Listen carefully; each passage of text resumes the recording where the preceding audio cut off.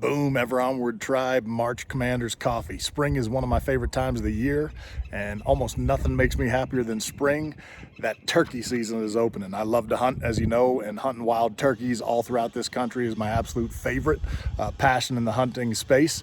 There's a book that I've recently gone through. It is actually the Bible kind of in the canon of turkey hunting, and it's called The 10th Legion by Colonel Tom Kelly.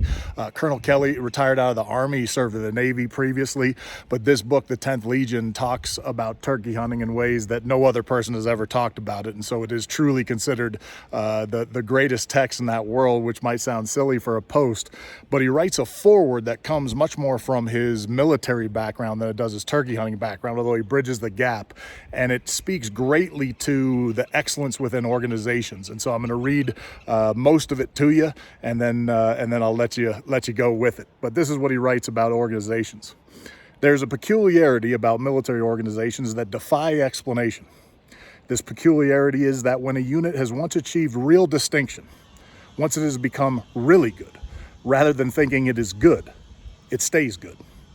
When there is nothing left of the original organization but the signs and flags, the previously established reputation feeds upon itself. The people who formed this reputation, the men who created the excellence, may have been dead and gone 100 years. But if the excellence they first created was good enough, it is of itself self-perpetuating. It talks a little bit about this performance across different units, but then I'll drop down to one of my favorite units, which is the book's namesake, and it says, when a small city-state in the middle of Italy conquered the world and kept it conquered for 5 centuries, historians agree generally that of all the Roman legions, there was none to match the 10th.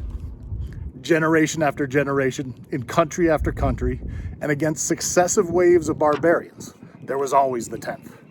300 years after the formation of the original 10th, when no great-grandfather left alive could remember the great-grandson of the youngest man in the original group, the legend of the 10th grew and fed upon itself and was self-sustaining.